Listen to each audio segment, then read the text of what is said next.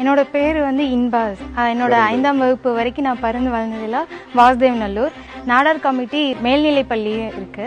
அங்கதான் 6லேருந்து 10ஆம் வகுப்பு வரை நான் அங்கதான் படிச்சேன். தென்காசியில MKVK மெட்ரிக் மேல்நிலைப்பள்ளியில நான் என்னோட 11வது மற்றும் 12வது வகுப்பை வந்துட்டு அங்கதான் படிச்சேன்.